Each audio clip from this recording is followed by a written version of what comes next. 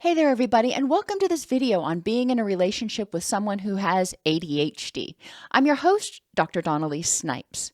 Before we get started, please take a moment to click that subscribe button and the bell next to it. That way you're notified every time we put out a new video. In this video, you're going to explore the symptoms of ADHD, identify strategies to support the person in coping with their symptoms, explore how the symptoms impact you, and strategies for your own self-care. A lot of times when we're in a relationship with someone who has a physical or mental health problem, we focus on wanting to help them feel better. And that's wonderful. But that caregiving, that nurturing, that supporting takes energy. And there's a lot of stuff that we'll talk about that happens as a result of their symptoms, whether it's depression or anxiety or ADHD or something else, that can also lead us to feel frustrated and irritable and maybe even helpless. The mnemonic I created for ADHD is here for stimulants.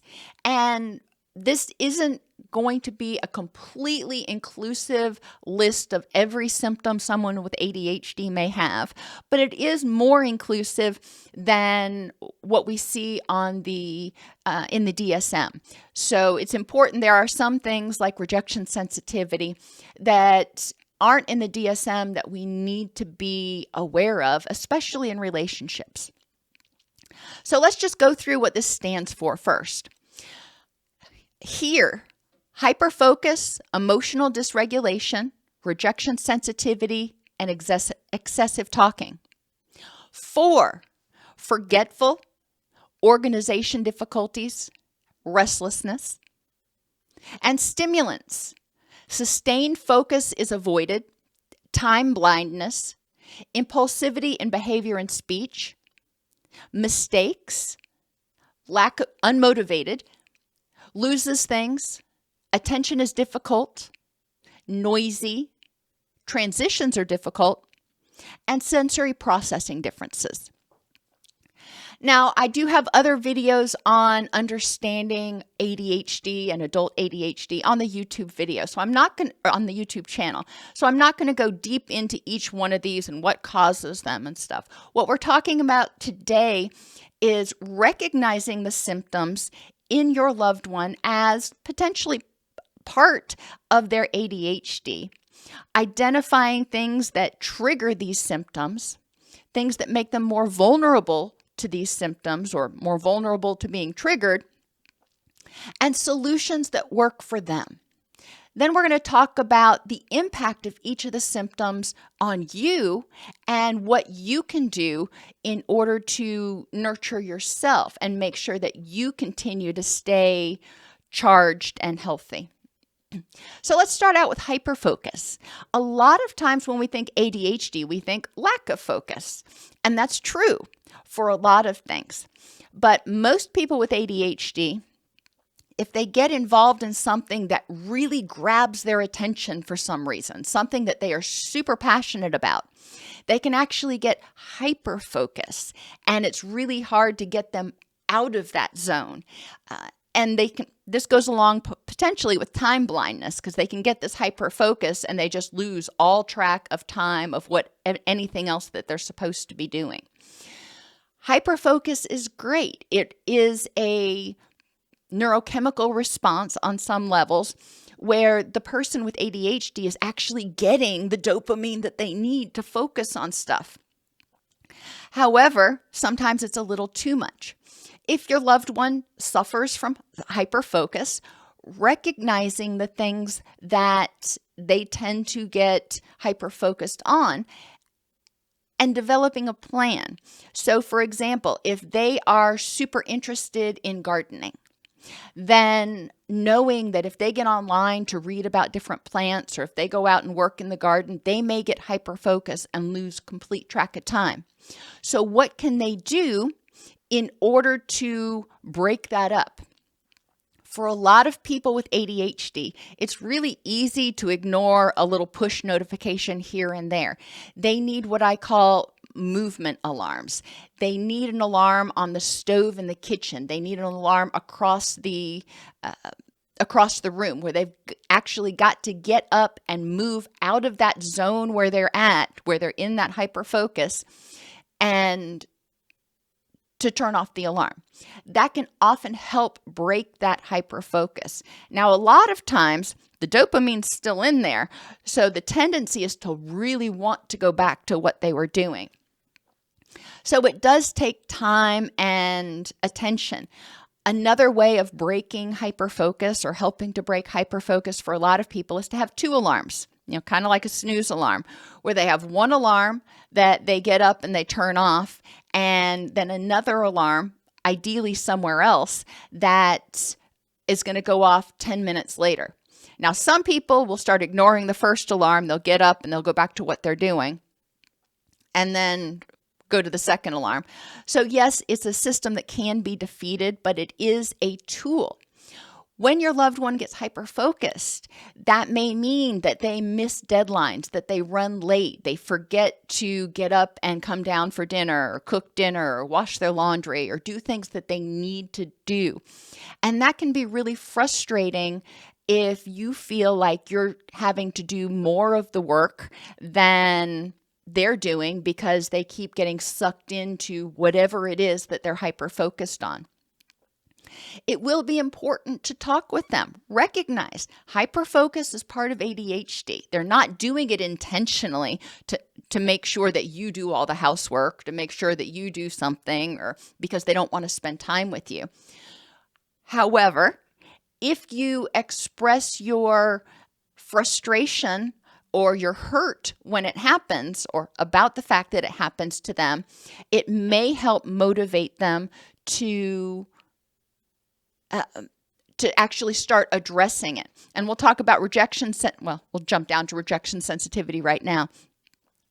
Because people with ADHD have symptoms that are different than a lot of other people, they have often experienced rejection because they have symptoms that are often mislabeled as oppositional behavior or disruptive behavior instead of symptoms of ADHD.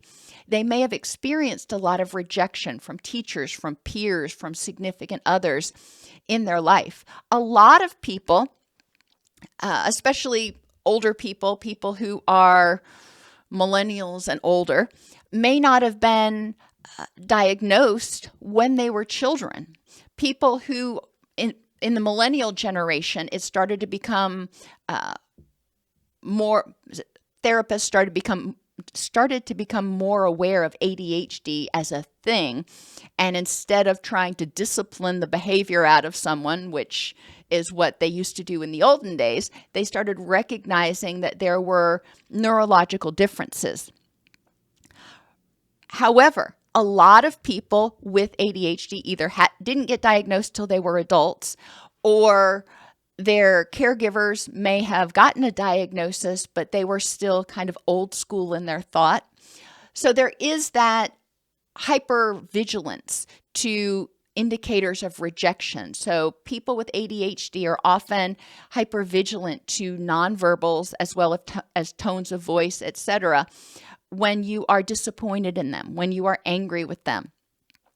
So it's important to recognize that you're not going to be able to hide all of those signs. It is better to be authentic with that person, to work on your own frustration and anger issues. Obviously, it's not their job to fix your reaction, but to recognize when you're feeling a particular way, that you own it and say, I feel frustrated because of this right now.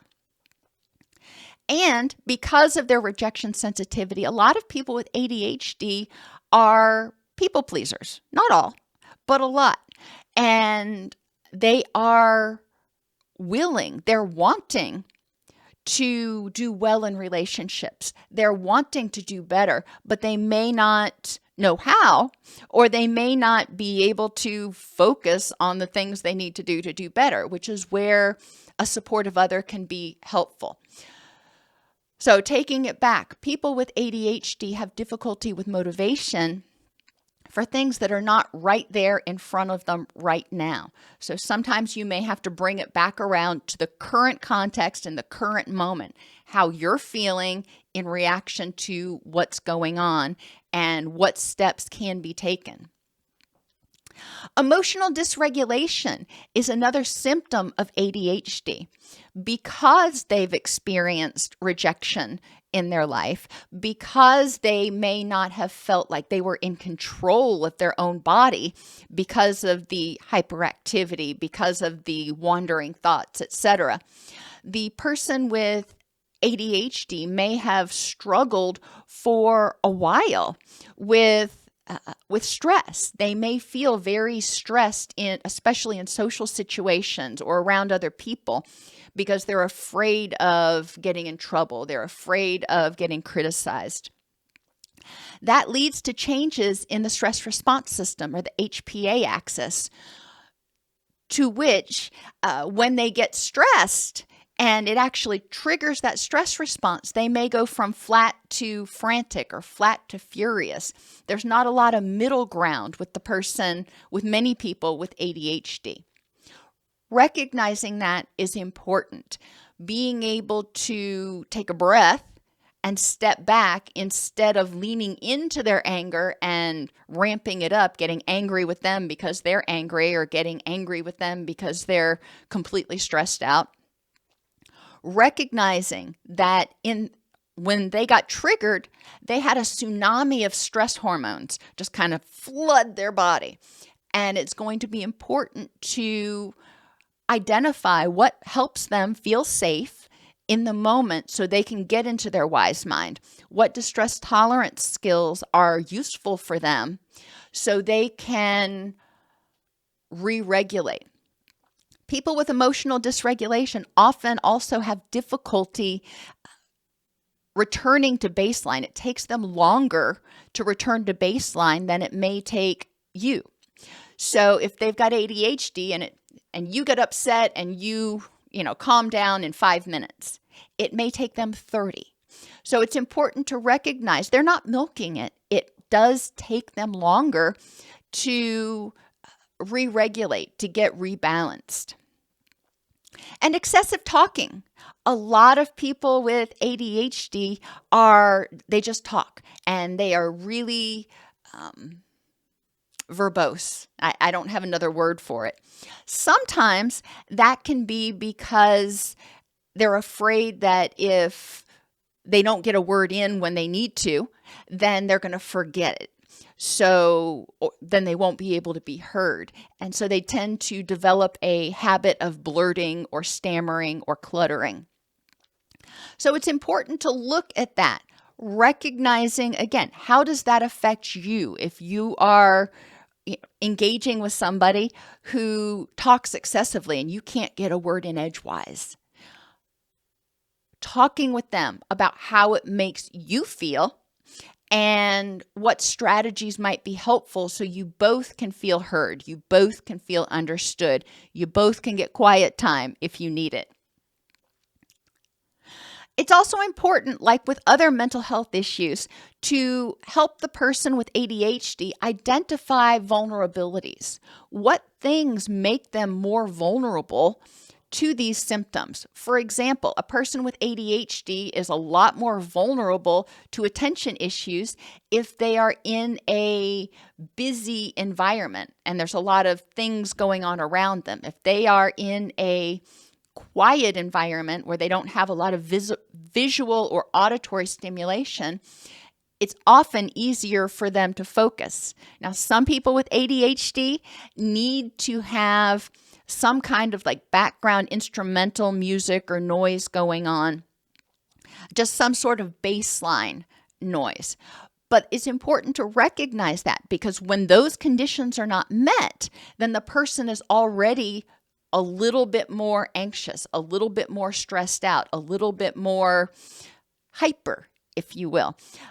So what vulnerabilities in time, in themselves, like being overtired or overhungry, or in environments, might make them more likely to have some of these symptoms triggered, or might make it more likely for these symptoms to come out.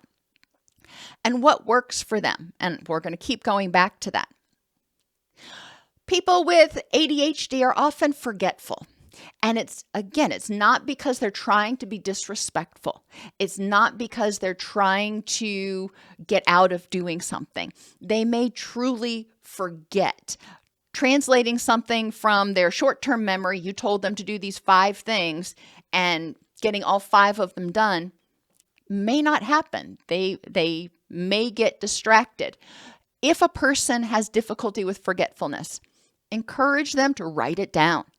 That is the simplest way to try to get things done. If they are forgetful about deadlines or appointments, again, going back to those alarms, and you can actually, instead of having a push notification that kind of dings and then it goes away, I've found with people with ADHD, downloading an app that's designed to remind people to take their medication is really helpful, because it'll keep bugging them every 10 minutes until they actually open their phone and silence the alarm. So if it's something they really need to remember, calling them ahead of time can also be helpful. If you're going out to dinner tonight and you want them to be ready by 6 o'clock, calling them at 4 or 5 or whenever you need to call them so they can get ready can also be important to help them switch gears.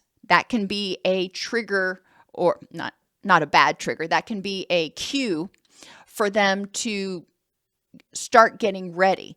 They may have forgotten about it. Same thing with holidays and birthdays, and especially what I call minor holidays, not Christmas or Easter, for example. But like your anniversary, your birthday, Valentine's Day even sometimes. People with ADHD may lose track. It's not that they don't want to celebrate it, but they may lose track of what week or what month it is. And all of a sudden it's boom, it's your, whatever that holiday is. And they're caught completely unaware. This is where reminders can come in as well. If there's something like your birthday that's important to you, making sure to put visual reminders, to put push notifications, to have an email auto sent to them prior to your birthday, just to remind them. And this can be something that they can do as well. But sometimes people with ADHD have not had the benefit of working with others who can help them brainstorm, all right, what things can I do? What are the best ways I can use to address this? Again, going back to taking care of yourself. If they forget your birthday, or, it's your kid and they forget Mother's Day or something, how does that impact you? Recognizing, even though intellectually you go, it's their ADHD, I know they didn't mean it, it can still hurt your heart. And recognizing how that impacts you and what do you need to do in order to forgive them, accept what happened, move on, so you're not holding on to that anger. People with ADHD have difficulty with organization of space and thought. And I put these two together because a lot of times they have difficulty with planning, like figuring out how am I going to get all my coursework done in the semester. Setting monthly goals is usually not enough for somebody with ADHD. They need things that are much more incremental. And it can be really difficult, especially for people transitioning from high school to college or from college to real world. The less structure somebody else is imposing, the more they have to impose for themselves. And they may not know how to do that. If somebody's always done it for them, they may not have picked up the skill. They can't just go, well, this is how I did it when I was in high school, so this is how I'll do it now that I'm in college. They need to be taught those skills. And organization in space is also difficult. Not only do they have difficulty mentally planning things, but they may have difficulty with organization of stuff. And I worked with somebody one time who said that oftentimes our outer area, our outer environment represents our inner environment. So if their outer environment is chaotic, that probably represents how they're thinking inside. Sometimes creating an outer area that is not chaotic can help calm the inside if they know where everything is. Don't over-organize. A person with ADHD will often not do well with over-organization. Bins can be helpful. This is the place where you leave your stuff when you come home. This is where you put the bills. So you're not, as I said, over-organizing, but they generally know where something is and there's not just chaos everywhere. Thinking about how their difficulty with planning or their difficulty with organization affects you is also important. And again, communicating with them. Maybe they can have their space in the house, but then the common spaces need to stay clutter-free. They often are restless and fidgety. A person with ADHD may be anxious, may have some anxiety, some rejection sensitivity. They may be hypervigilant, kind of scanning for signs of rejection. A person with ADHD also has difficulty filtering out stimuli. So they're noticing all these things, and it can be difficult to sit still when you're just being bombarded with stimuli constantly. If their fidgetiness or their restlessness bothers you, again, looking at how does it impact you and what can you do? And what solutions work best for them? Do they do well if they've got a worry stone? It's just a polished stone that they can rub, or do they tend to fidget or be less restless when they've got a weighted vest on? What things help them be less fidgety? Sustained focus is often avoided, especially for things that they don't want to do, whether it's chores or homework or something else. Recognizing that, pairing the things that they don't want to do with things that they do want to do can be helpful, as well as breaking things down. So sustained focus is for however long they can sustain it. If it's 10 minutes, okay, 10 minutes. Then you can gradually add on to that. Recognizing other things that trigger their inability to stay focused. For example, sitting in a room where there's birds outside or where people are constantly walking by outside the door and making noise. Pulling down the blinds, wearing noise-canceling headphones or earplugs. What is it that triggers their attention deficiency in that particular situation? And what are some strategies that might be useful to help them focus? How long can they focus for? What is reasonable for them? And what time of day works best for them? A lot of people with ADHD and without are able to focus better at different times of day. I'm a morning person, so right now I'm recording this at 6:30 in the morning. But for somebody like my son, he's not even going to roll out of bed until 8:30, 9 o'clock. And he goes and works evening shift because his focus is better in the evening. Time blindness is another problem, and that kind of goes along with hyperfocus, but not always. Even on stuff they don't want to do. A lot of people with ADHD have difficulty planning, have difficulty identifying or envisioning how much time it's going to take to do a particular task.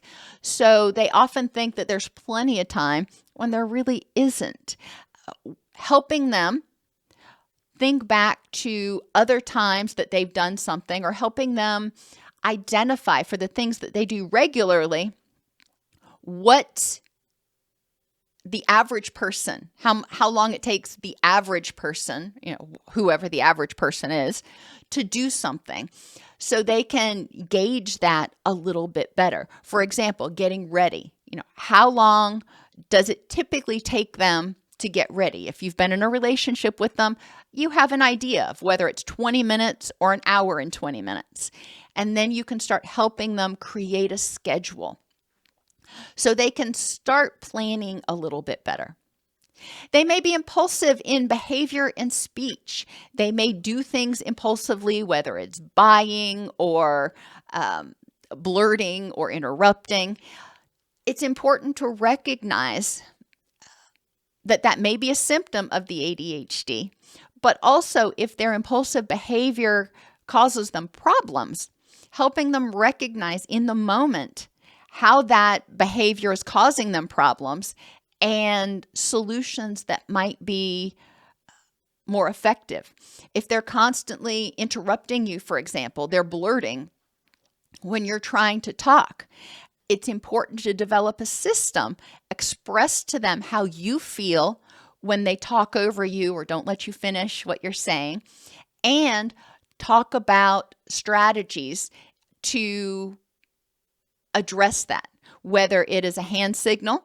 If they start to interrupt, holding up your hand, that's what I would do with my children, holding up my hand and letting them know you got to wait for a second, and then you'll be able to talk as soon as I'm finished. And then obviously making sure you yourself take breaks to let them have an opportunity.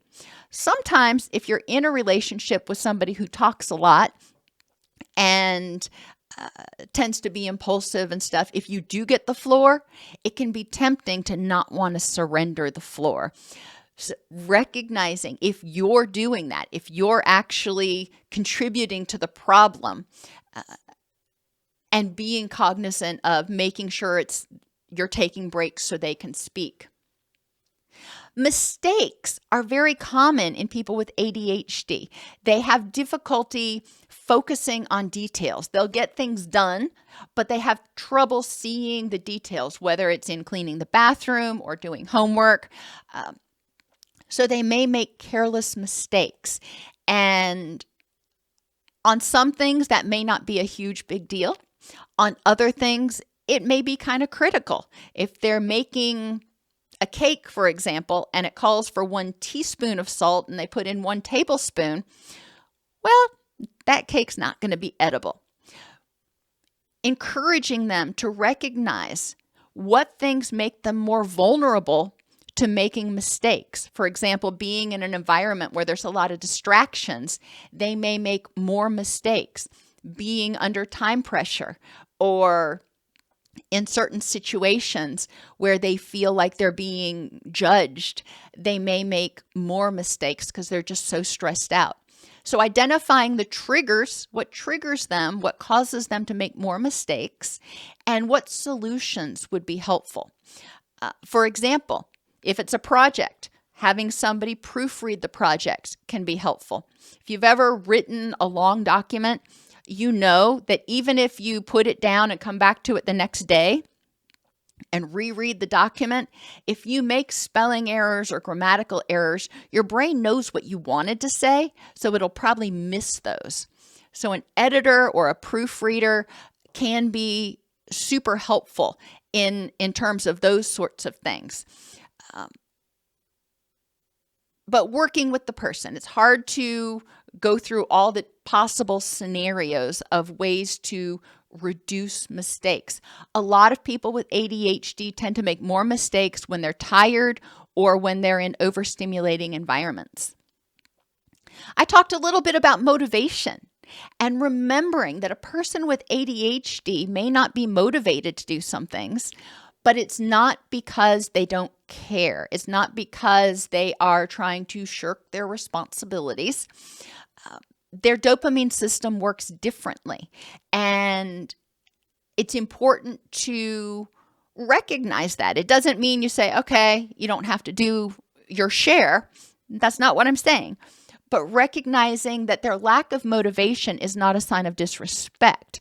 It is a sign of the ADHD, and then working with them to figure out, okay, how can I help you get motivated? If you don't like doing the laundry, which a lot of us don't, okay, so what can we do to help you get motivated to do the laundry? What would make it more pleasurable? And a lot of times, if you combine it with something that they enjoy doing, like listening to their favorite band or watching something on TV, that can be super helpful.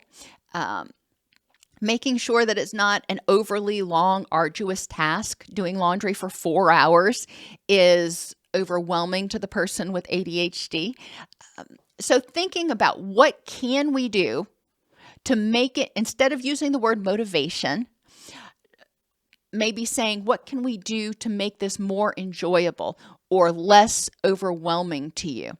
And that can really help with motivation. When people are overwhelmed, their stress response is ramped up, which means they're in fight or flight mode. They want to get done with it. They want to get out of there. They don't want to have to deal with it, which is going to trigger a lot of those other symptoms.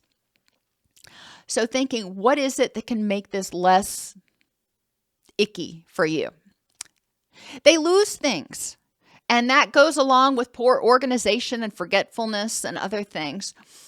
They could lose their keys, which may mean they're running late for something, or they could lose something else that's important. A lot of times losing things translates to running late. Recognizing, and I know I've said it about 15 times now, it's not a sign of disrespect for you. It's a sign of a lack of a skill. They have difficulty organizing, which means they're going to be more likely to lose things, which is going to set their time back and have a cascade effect. What works for them to keep them from losing things that are important to them? I frequently misplace my lipstick, for example, because I have the office, I have the gym, and I have home where I've got different things. So I've started learning to carry around a full set of the base makeup that I need in my purse with me. That way, whether I'm at home or I'm at work, I know, or even at the gym, I know that I've got the basics with me all the time. And that can be helpful. Also, lists can be super helpful since organization is difficult. Making a list of what my husband refers to as the mission critical components. When I go to the gym, I have a list of the things that I need in my gym bag in order to make sure that I can complete the mission. And if I don't go through that list, I will inevitably forget something important, whether it's socks or a towel or something else. So lists can be super helpful. Attention is difficult. And that's more than just difficulty with sustaining focus. Some people have difficulty paying attention to movies, and they do better with sitcoms. Some people have difficulty paying attention through an entire dinner, or in situations, like I said, where they're more vulnerable. They may be able to focus on you when you're at home having a casual dinner for two, but have more difficulty if you are at a restaurant where there's constantly people walking by and noises and clanging and all those other things. Recognizing the environments that help them focus is going to be important. And again, the times of day that are better for them. People with ADHD are often noisy. Not always, again, but often. They may, because they fidget, because they move around, because they like to talk a lot, they may constantly be making noise. And as I mentioned, some people find having a certain level of background noise can be helpful, because then they're not having to make noise to stimulate themselves, which kind of jump down to sensory processing differences. Some people with ADHD are more sensitive to smells, sights, sounds than you are. Some are less sensitive. And they may be more sensitive to visual stimuli and less sensitive to noise stimuli, for example. So it's not an all or nothing thing. But recognizing this, what's the purpose of the noise? What is the purpose of what they're doing? And is there a way you can compromise? Because it's important for you, if you need quiet time, if you need downtime, it's important for you to be able to get that.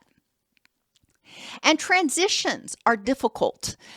People with ADHD either have difficulty getting focused or have difficulty breaking focus.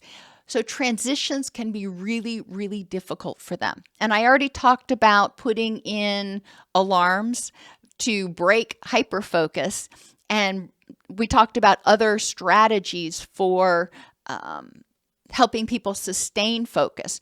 But transitioning from one task to another can be really difficult. And they can lose a lot of time in the interim, what I call dilly-dallying. You know, they did this one thing that they didn't want to do. They're finished with it.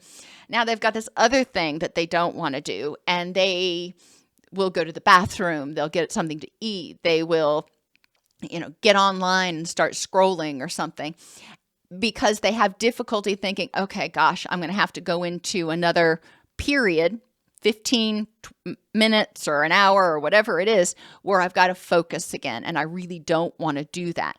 So the difficulty in the transition may be because they're dreading doing whatever it is. So addressing some of the other symptoms can be helpful.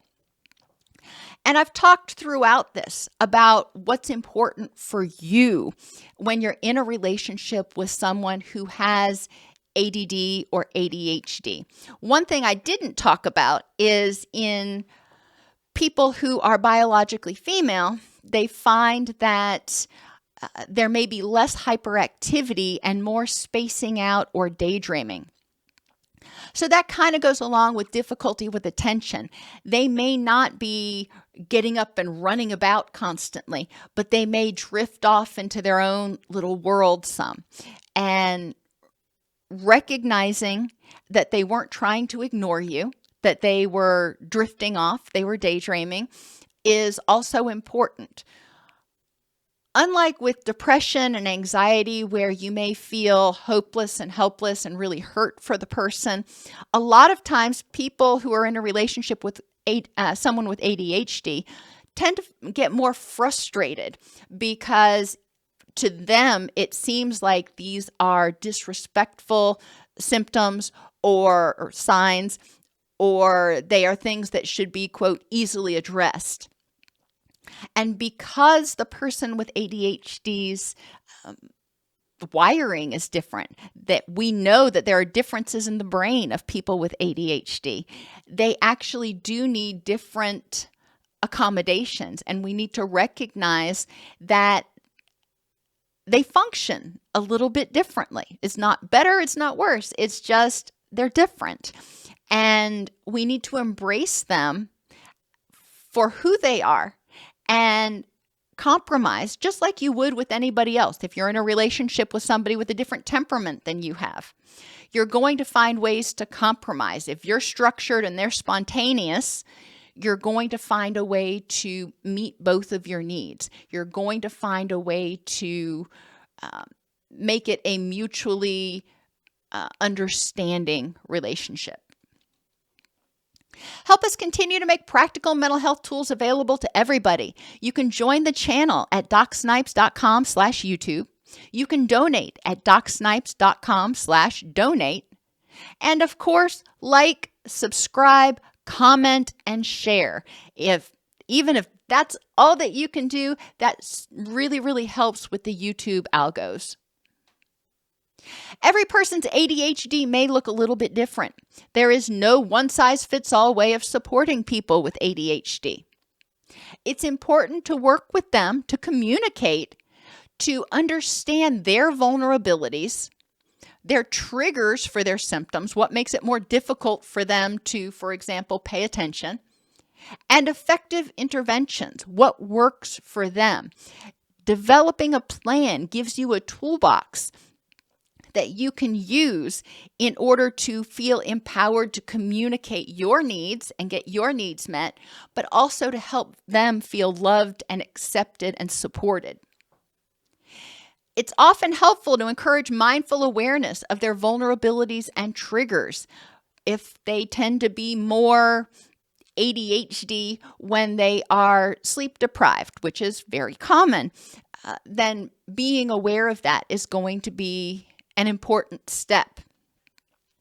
And self-care is also vital to help you cope with the vicarious distress of being in a relationship with someone with ADHD and potentially your own feelings of frustration and helplessness. If you feel like, we've been trying to address this for 6 months and it's not changing. Well, if you start feeling that way, it's important to recognize that and potentially seek additional help, because there may be other strategies. We're really still only in our infancy with understanding the neurobiology of ADHD.